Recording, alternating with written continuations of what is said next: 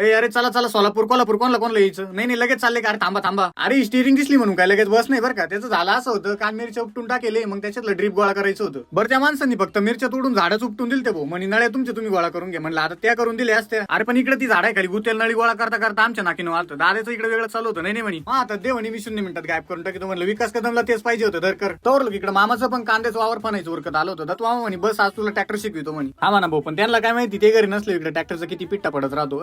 मी सांगत नाही, तुम्ही सांगू नका बरं का, नाही तर उद्या पण ट्रॅक्टर बंद व्हायचा. थोडं काहीतरी बनून झालं बरं का. पण मामाने रिवर्स घेत नाही पाहिलं. म्हणे तू राहू दे भाऊ, नाही तर आजच ट्रॅक्टरला नवं करून टाकशील. हा भाऊ, पण माणूस किती का जरी मोठा झाला ना, त्याच्यातलं ते खेळणार पोरग तसंच राहिलं पाहिजे बरं का. पण आजी काही तसं राहून देत नाही भाऊ. काल कॅसनवरून लईच बोलत होती ना, म्हणलं आज कटिंगच करून घ्यावं. अशी संध्याकाळ झाली होती आणि आजीला न सांगताच कटिंग करायला आलतो बरं का. म्हटलं आता घरी जाऊन डायरेक्ट आजीला सरप्राईज देऊ. हा पण ते सरप्राईज रेडी व्हायला अजून इकडे टाइमच होता. पण दीपक भाऊचं वेगळंच चालू. तो फोन आधी साईडला ठेव म्हणे, नाही तर कटिंगच्या नादात तो कानच कापून जायचा. ओ नाही हो म्हणलं, कान बिन नका कापू. विकास कदमचे फॅन